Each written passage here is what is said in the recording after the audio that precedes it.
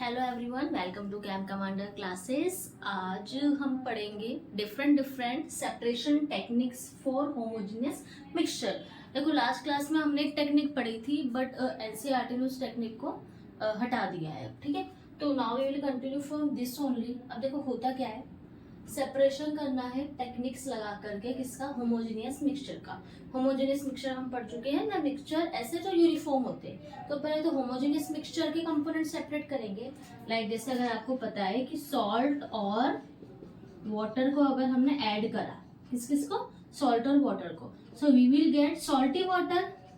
ठीक है, salt and water से जो बना है एडिशन से, ये बना है एक तरह का मिक्सचर।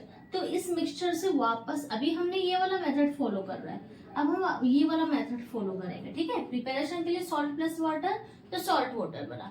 अब हम उसके कंपोनेंट्स को, जो मिक्सचर बनाने के लिए जो हमने कंपोनेंट यूज किए थे, वापस हम मिक्सचर को उसी कंपोनेंट में ब्रेक करना चाहते हैं, तो we will follow reverse technique, जिसको हम सेपरेशन टेक्निक कहते हैं। तो इसको इस डायरेक्शन में फॉलो करने के बाद में हमें क्या मिल जाएंगे, वही कंपोनेंट जिससे मिलकर के कोई मिक्सचर बना हुआ था। Is it clear? इसलिए हमने कहा है कि मिक्सचर प्योर नहीं होते। क्यों नहीं होते मिक्सचर प्योर?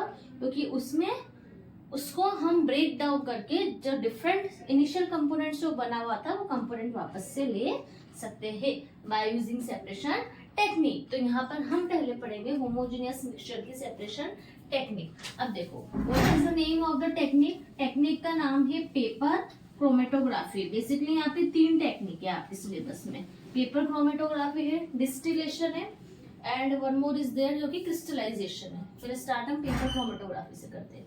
अब देखो, पेपर क्रोमेटोग्राफी की हम बात करें ना, ध्यान रखना, अभी इस क्लास में या फिर किसी भी हायर क्लासेस में आप जब भी क्रोमेटोग्राफी पढ़ोगे, तो क्रोमेटोग्राफी का मतलब यही होता है कि यहाँ पे हम बेसिकली कलर रिलेटेड चीजें करते हैं। क्रोमेटोग्राफी का मतलब कलर रिलेटेड स्टडी करी जाती है क्रोमेटोग्राफी में। अब देखो, इसको सेपरेट कैसे करेंगे। पेपर क्रोमेटोग्राफी एक टेक्निक है। डेफिनेशन पढ़ेंगे, पहले ये डायग्राम देखो, इससे डेफिनेशन ज्यादा अच्छे से समझ आएगी। देखो, ये मैंने लिया है पेपर क्रोमेटोग्राफी, इसको हम क्या बोल देते हैं, क्रोमेटोग्राफिक पेपर है ये एक तरह का। जैसे फिल्टर पेपर आपने लैब में कभी देखा होगा ना, ऐसे वॉटमैन पेपर आता है। पेपर जैसे हम जिस पेपर से लिखते हैं, जिस पेपर पे लिखते हैं, वो वाला नहीं। ठीक है, उससे थोड़ा थिन होता है ये पेपर। ठीक है, इजीली मतलब फाड़ने में बैठोगे तो फट जाएगा।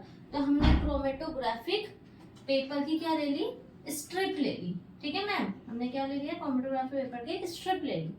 स्ट्रिप ले ली व्हाइट कलर की, समझ लो। यहाँ पर आपने एक हॉरिजॉन्टल लाइन पेंसिल से मार्क कर दी। एक लाइन हमने किससे ड्रॉ करी है, पेंसिल से ड्रॉ करी है। पेपर आपको लेंथ मिलता है, आपको ड्रॉ करने की। अब देखो, यहाँ क्यों नहीं करी, यहाँ क्यों नहीं करी, यहाँ क्यों नहीं करी लाइन, अभी पता चलेगा नेक्स्ट डायग्राम में। तो यहाँ पर आपने एक हॉरिजॉन्टल लाइन ड्रॉ करी, और इसके ऊपर like suppose I am your teacher and I have asked you कि ये बॉल है मेरे पास, इस बॉल के अंदर ब्लैक कलर की इंक है। जैसे मार्कर की इंक भी ब्लैक कलर की है, तो ब्लैक कलर की इंक मैंने आपको दी है, and I am asking you कि ये इंक एक मिक्सचर है। ये जो ब्लैक कलर की इंक है, ये इंक क्या है, मिक्सचर है। मिक्सचर होगी तो किसका होगी, लाइक ब्लैक कलर की इंक हमारे पास प्रेजेंट है। इस ब्लैक कलर की इंक कौन कौन से कलर की, जो डिफरेंट या 3 डिफरेंट टाइप्स ऑफ डाइज या इंक्स या कलर से मिलकर के बना होगा। तो आपको यहाँ पर वही कैलकुलेट करना है। बट आपके टीचर ने आपको बोला है कि मैं आपको ऐसी इंक दे रही हूँ जिसमें दे रहा 2 कंपोनेंट्स। कितने कंपोनेंट्स है, 2 कंपोनेंट्स है। तो ब्लैक कलर की इंक आपके टीचर ने आपको सैंपल के लिए दी, वो क्या है, एक ब्लैक इंक, एक तरह से मिक्सचर है। आया समझ में?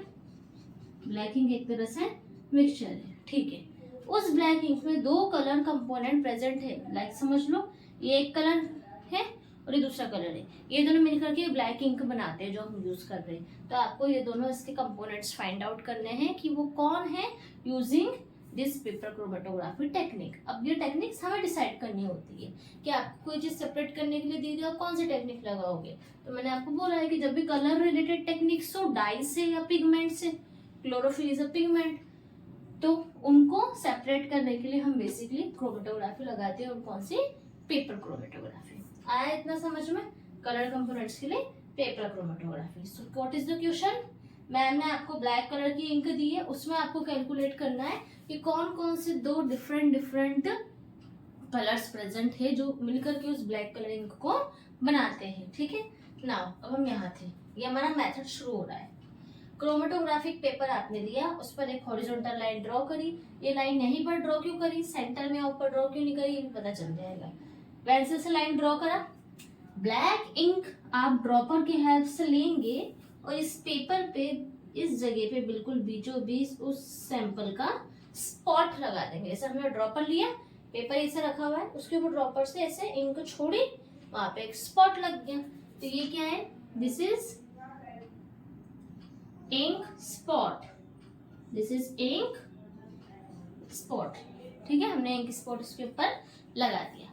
अब देखो नेक्स्ट हमारा काम जो है वो क्या होता है कि मैम ठीक है, आपके कहने पे हमने पेपर क्रोमेटोग्राफी है तो पेपर तो प्रिपेयर करना होता है, ये हमारी पेपर प्रिपरेशन हो गई। ठीक है, इस पेपर पे जो आपका टीचर आपको प्रोवाइड करेगा उस पेपर पे आपने एक लाइन ड्रॉ करके सैंपल स्पॉट लगा लिया।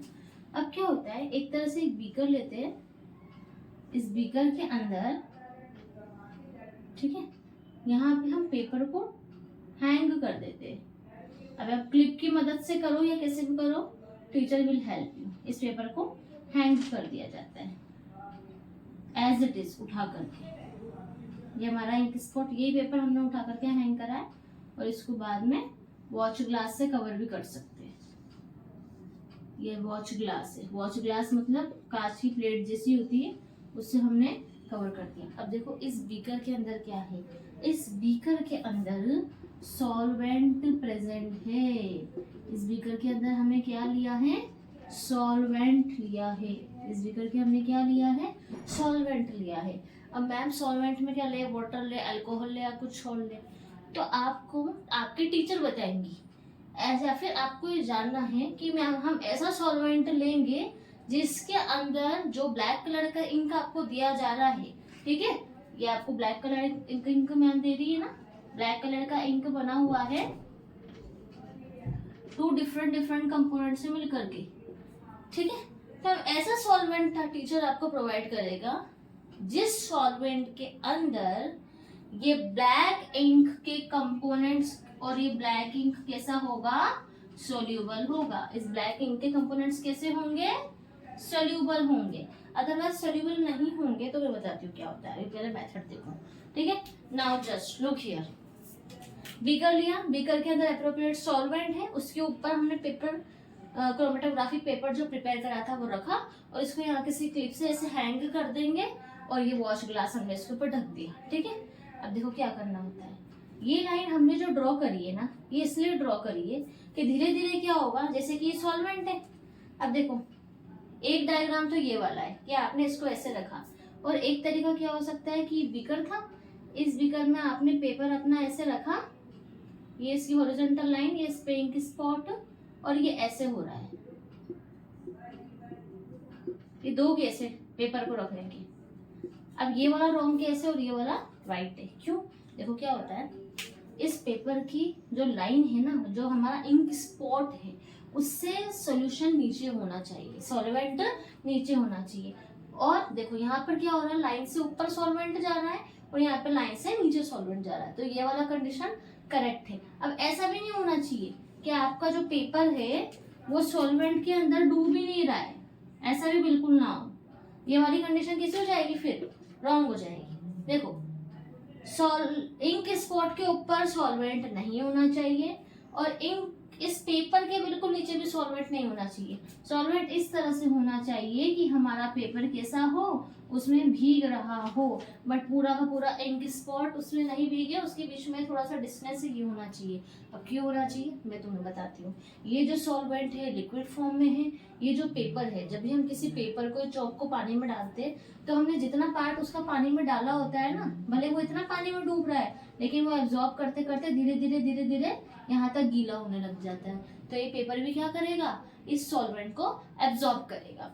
तो क्या होगा, धीरे धीरे करके सॉल्यूशन ऑटोमेटिकली यहाँ चढ़ता जाएगा। पहले हमने कहाँ तक रखा था सॉल्वेंट, सिर्फ यहाँ तक, बट धीरे धीरे सॉल्वेंट जैसे जैसे ऊपर चढ़ता जाएगा और पेपर गीला होता जाएगा, अब क्या होने लगेगा, इस इंक के अंदर दो डिफरेंट डाइज या कलर्स प्रेजेंट हैं जो इसको मिलकर के बनाते हैं, ठीक है। उन दोनों में से जैसे आपने रेस देखी कछुए खरगोश वाली, ठीक है, तो यहाँ पर क्या होता है समझ लो, एक यहाँ पे ब्लू कलर का कंपोनेंट इस इंक के अंदर मिक्स है और एक यहाँ पर एक रेड कलर का कंपोनेंट इस इंक के अंदर मिक्स है। अब ध्यान से देखना, हमने ऐसा सॉल्वेंट लिया है जिसके अंदर ये वाले दोनों इंक, जिसका कलर अभी हमें नहीं पता है, वो दोनों कैसी है, सॉल्वेंट के अंदर सोल्यूबल है। जैसे जैसे पेपर पानी को सॉल्वेंट को एब्जॉर्ब करेगा तो इस ब्लैक इंक के अंदर जो दो इंक मिक्स है ना, वो दोनों सोल्यूबल होना, मिक्स होना स्टार्ट करेंगे किसमें, सॉल्वेंट के अंदर। और धीरे धीरे जैसे जैसे सॉल्वेंट ऊपर उठेगा तो वैसे वो दोनों कंपोनेंट्स भी कैसे होते जाएंगे, उसके दो कंपोनेंट से मिलकर इंक बनी है वो भी उस इंक के अंदर मिक्स होते जाएंगे, मिक्स होते गए होते गए होते गए होते गए होते गए।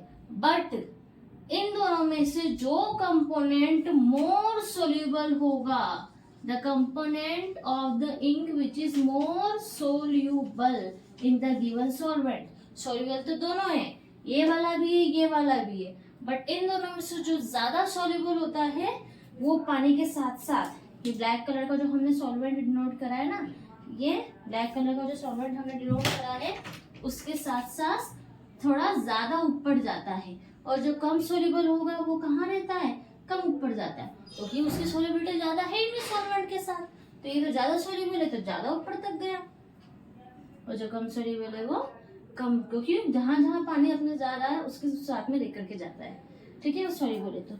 तो initially we were having black spot, black ink, और वो ब्लू एंड रेड कलर के इंक से मिलकर के बनी होती है। ये हमें किससे पता चला, ये हमें पता चला पेपर क्रोमेटोग्राफिक टेक्निक से। Now look at the definition, this technique is used to separate colours hidden in dyes और पिगमेंट्स। जो डाई हमने ब्लैक कलर की ली थी उसके अंदर कौन कौन सा डिफरेंट कलर से डाइज हिडन है, या फिर जो पिगमेंट आप लेते हो क्लोरोफिल इज अ पिगमेंट, उसके अंदर वो कौन कौन से कलर हिडन है, उनको हम सेपरेट कर लेते हैं। जैसे हमने यहाँ पे दोनों हिडन डाइज को सेपरेट कर लिया, पहले मैम ने यहाँ क्वेश्चन मार्क लगाया था, बट अब मैम यहाँ लिख सकती है that is blue and that is red colour, ये सेपरेट हो गए, ठीक है। Using appropriate solvent, appropriate solvent लेना बहुत जरूरी है बेस्ड ऑन अफिनिटी। अब इसका मतलब क्या है, अगर आपने ऐसा सॉल्वेंट ले लिया, जैसे कि समझ लो यहाँ पे सॉल्वेंट का काम कौन कर रहा था, वाटर कर रहा था, इट मीन्स इस ब्लैक डाई के अंदर जो दो डाइज मिक्स है, दो कलर ऑलरेडी प्रेजेंट है, वो किसके अंदर सोल्यूबल है, वाटर के अंदर सोल्यूबल है। अगर आपने वाटर लिया तो वो इजीली जैसे जैसे पानी ऊपर चढ़ेगा ऑटोमेटिकली पेपर एब्जॉर्ब करेगा, तो डाइज डिफरेंटली सेपरेट हो जाएंगी। बट अगर आपने यहाँ लिया अल्कोहल और ये दो कलर है ब्लू और रेड, ये इसमें सोल्यूबल ही नहीं है, तो क्या होगा, अल्कोहल कितना भी ऊपर चढ़े ब्लैक स्पॉट अपनी जगह पे रहेगा, उसमें से डाई सेपरेट नहीं होगी। तो सॉल्वेंट ऐसा होना चाहिए जो अप्रोप्रिएट हो, अप्रोप्रिएट हो मतलब डाई के साथ सोल्यूबिलिटी रखता हो, और based on affinity, based on affinity का मतलब, अफिनिटी मतलब अफेक्शन है, प्यार है इनके बीच में, लविंग नेचर है, तो जिसकी ज्यादा अफिनिटी होगी वो ज्यादा ऊपर चढ़ता जाता है, मतलब विच इज मोर सोल्यूबल, और जिसकी कम अफिनिटी होगी वो ज्यादा ऊपर नहीं चढ़ पाता, मतलब लेस सोल्यूबल है। और ये जरूरी भी है, अदरवाइज ये दोनों क्या एक ही जगह पे मिलते हैं, एक ही जगह पे मिलते हैं, फिर क्या होता है, इस तरह का सिनेरियो क्रिएट हो जाता है। अगर ऑलमोस्ट सेम है तो यहाँ पे ब्लू रेड भी हो रहा है, यहाँ पे ब्लू भी हो रहा है, मिक्स हो गए, अब पता नहीं चल पा रहा। अब क्या करता है, या बात का मेथड जो है वो टीचर करेगा, आप नहीं करना होता, कि फिर वो इसको कट कर लेगा, इस वाले पार्ट को भी कट कर लेगा, और फिर बाद में लैब में टेस्ट लगाकर चेक कर लेता है कि कौन सी डाइस के अंदर प्रेजेंट थी। तो basically this is called as paper chromatography. I hope आपको समझ आया होगा। ध्यान रखने की बात ये है कि अगर हमने इस पेपर में लाइन जो ड्रॉ करी थी अगर बीच में कर ली होती, तो आप सोचो बीकर में इसको रखोगे, यहाँ इतना सॉल्वेंट फिल करना पड़ेगा, तो why we are going to waste the solvent. दूसरी बात, ये रेड और ब्लू कलर आपको थोड़ा और ऊपर जाने की कोशिश करते हैं, मतलब थोड़ा सा क्या यहाँ स्पेस देना होता है, क्योंकि यहाँ पर सॉल्वेंट जब अपवर्ड डायरेक्शन में मूव कर रहा है, अपवर्ड डायरेक्शन में मूव करते वक्त वो टू डिफरेंट डाइस को सेपरेट करता है, और जब वो सेपरेट करता है तो उसके पास में स्पेस होना चाहिए सॉल्वेंट के पास में, कि वो अपवर्ड डायरेक्शन में आगे बढ़ सके और डाइस को इजीली सेपरेट कर सके। तो this is the chromatography technique. अब इस टेक्निक में क्या होता है, किसी किसी के लिए सॉल्वेंट वाटर है, किसी किसी के लिए सॉल्वेंट अल्कोहल है, और किसी किसी के लिए solvent mixture of different solvent है। जैसे वाटर के साथ में हमने कुछ और मिक्स कर लिया, बट सॉल्वेंट हम डिसाइड किस बेसिस पे करेंगे कि हमारे पास में जो डाई है वो क्या है। ठीक है, तो ध्यान रखने की बात ये है कि ऐसे थोड़ी सी ऊपर स्पेस पे हॉरिजॉन्टल पेंसिल से लाइन मार्क करके स्पॉट सैंपल लगाना है। फिर उसके बाद हम जब बीकर में रखते हैं तो ध्यान रखना है कि जो पेपर है इस लाइन से, जो हमने पेंसिल से लाइन मार्क करी है, इसका मतलब जो सैंपल स्पॉट है, सैंपल स्पॉट थोड़ा दूर होना चाहिए, इससे सॉल्वेंट की अपर लेयर से। और हाँ, पेपर डूबा हुआ होना जरूरी है सॉल्वेंट के अंदर, अदरवाइज वो ऊपर रन आउट नहीं करेगा। I hope this is clear to you all. You can take a screenshot. और जैसे आपकी एनसीईआरटी में एग्जाम्पल दे रखा है कि 2% मास बाय वॉल्यूम का एक सोल्यूशन है, तो इसमें जैसे कि 2% मास बाय वॉल्यूम का सोल्यूशन है, तो इसका मतलब क्या है, यहाँ पे वाटर ले रखा है, उसके अंदर एक सॉल्यूशन ले रखा है, उससे यूज करके वेपर क्रोमेटोग्राफी टेक्निक लगा रखी है। ठीक है, तो ये बेसिकली आपको मेथोडोलॉजी पता होनी चाहिए, और हाँ, किस प्रिंसिपल पे वर्क करती है। ठीक है, एप्रोप्रिएट पिगमेंट्स होने चाहिए। जैसे पालक है, पालक में ग्रीन कलर का पिगमेंट होता है, तो आप उसके अंदर उसके पिगमेंट का सैंपल स्पॉट लगा के सेपरेट करके देख सकते हो। ठीक है, और भी बहुत सारे पिगमेंट्स होते हैं। हाँ, सॉल्वेंट भी बहुत सारे अलग अलग हो सकते हैं, बट किस बिहाफ पे, क्या आपने जो पिगमेंट या डाई ली है वो उसके साथ में सॉल्युबिलिटी रखते हो, अफिनिटी रखते हो। Is it clear? Take a screenshot.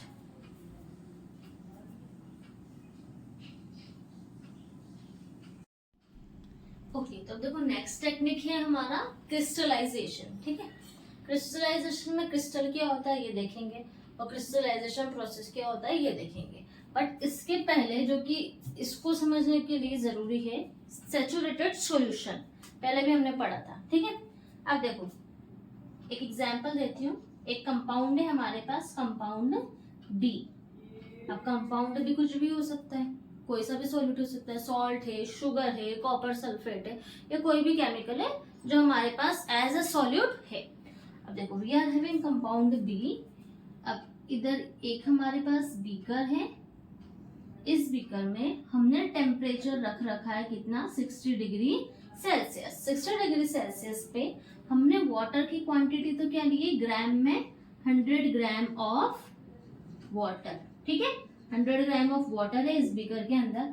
अब हम ऐड कर रहे हैं कंपाउंड बी इसके अंदर, टेम्परेचर इज 60 डिग्री सेल्सियस, तो सैचुरेटेड सॉल्यूशन बन रहा है। हम ऐड करते जाते हैं, ऐड करते जाते हैं, कब तक ऐड करेंगे, when no more solute can be added, जब और सोल्यूट ऐड नहीं हो पाता तो बन जाता है सैचुरेटेड सॉल्यूशन। तो 100 ग्राम ऑफ वाटर में हम डाल रहे हैं 287 ग्राम ऑफ कंपाउंड बी। कितना कंपाउंड काम में आया, कंपाउंड बी का 287 ग्राम काम में आया। एक केस तो ये हुआ है, but temperature is 60 degree Celsius. अब उसी केस में अगर टेम्परेचर कर दिया जाए 40 डिग्री सेल्सियस, तो 40 डिग्री सेल्सियस में अनदर केस, बीकर आप वापस से लेते हो, 40 डिग्री सेल्सियस टेम्परेचर है, वही 100 ग्राम ऑफ वाटर है, और आप उस बीकर में डाल रहे हो कंपाउंड बी। तो यहाँ पे कितनी क्वांटिटी आ रही है, 241 ग्राम। इट मीन्स वाटर की क्वांटिटी तो 100 ग्राम है, दो बीकर हमने अलग अलग लिए, वाटर की क्वांटिटी 100 ग्राम है। बट अगर आप 60 डिग्री सेल्सियस पे कंपाउंड बी को ऐड करते हो तो 287 ग्राम ऑफ कंपाउंड बी पे सैचुरेटेड पॉइंट आता है, और टेम्परेचर 40 डिग्री सेल्सियस पे आप कंपाउंड बी ऐड करते हो तो 241 ग्राम पे क्या आता है, सैचुरेटेड आता है। अब मुझे एक बात बताओ, आपने इस टेम्परेचर पे 287 ग्राम ऑफ कंपाउंड बी को same quantity 100 gram of water में मिलाया। अब इस टेम्परेचर को कम करो, ठीक है, कूलिंग करो इस मिक्सचर की जो आपने 60 डिग्री सेल्सियस से बनाया था। कूल करते करते जब वो 40 डिग्री सेल्सियस का हो जाएगा, तो कैन यू इमेजिन कि 40 डिग्री सेल्सियस पे तो only 241 gram he 100 gram of water में एग्जिस्ट कर सकता है। तो बचे हुए 287 माइनस 241 जो आपका कंपाउंड बी क्वांटिटी है, ये 46 ग्राम कहाँ जाएगी, ये 46 ग्राम इस बीकर के अंदर सॉलिड फॉर्म में क्या हो जाता है, कलेक्ट हो जाता है, और ये क्या बना लेता है, कंपाउंड बी के क्रिस्टल्स। ये क्या बना लेता है, कंपाउंड बी के क्रिस्टल्स। इसी प्रोसेस को हम बोल देते हैं क्रिस्टलाइजेशन। क्रिस्टल्स क्या होते हैं, वो क्रिस्टलाइजेशन क्या होता है, क्रिस्टलाइजेशन देखो, the process of forming crystals. इस प्रोसेस में क्या बना, क्रिस्टल बने हैं फ्रॉम सेचुरेटेड सोल्यूशन। हमारे पास एक सोल्यूशन था जो टेम्परेचर 60 डिग्री सेल्सियस पे सेचुरेटेड था। उस सेचुरेटेड सोल्यूशन में कंपाउंड बी का अमाउंट था 287 ग्राम, किसमें में 100 ग्राम ऑफ वाटर में। बट जब धीरे धीरे टेम्परेचर कूल डाउन हुआ तो 60 डिग्री सेल्सियस से 40 डिग्री सेल्सियस आया, तो उस बीकर में only 241 gram of compound B ही एड ऑन हो सकते हैं, इतने ही डिजोल्व हो सकते हैं। तो बाकी जो 46 ग्राम ऑफ कंपाउंड बी होंगे वो ऑटोमेटिकली उस एरिया से बाहर आकर के क्रिस्टल फॉर्म में, सॉलिड फॉर्म में सेपरेट हो जाते हैं। That is called as crystallization process. और सॉल्यूशन का सेचुरेटेड होना जरूरी है, अदरवाइज जो एक्स्ट्रा क्रिस्टल्स है वो हमें सॉलिड या क्रिस्टल फॉर्म में नहीं मिलेंगे। अब बात हुई क्रिस्टल की, मैम जो क्रिस्टल बन रही है क्रिस्टल ही हमने क्यों बोला इनको, हमको सॉलिड बोल सकते थे सिर्फ, तो क्रिस्टल हमने इनको इसलिए बोला क्योंकि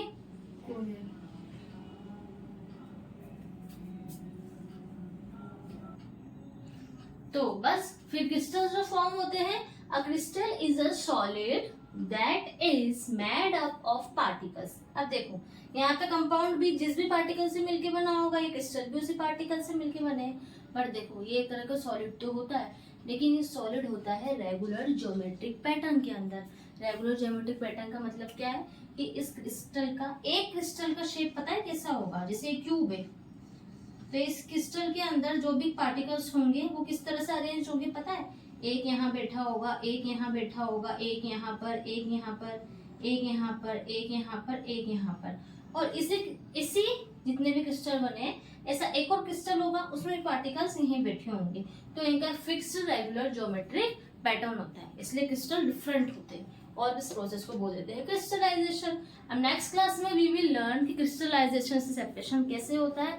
आई होप क्लास समझ आई होगी, कॉन्सेप्ट क्लियर होंगे। टेक अ स्क्रीनशॉट, अगर कुछ समझ नहीं आता तो write in the comment section, I will explain to again. I hope stay healthy and keep learning. Thank you so much.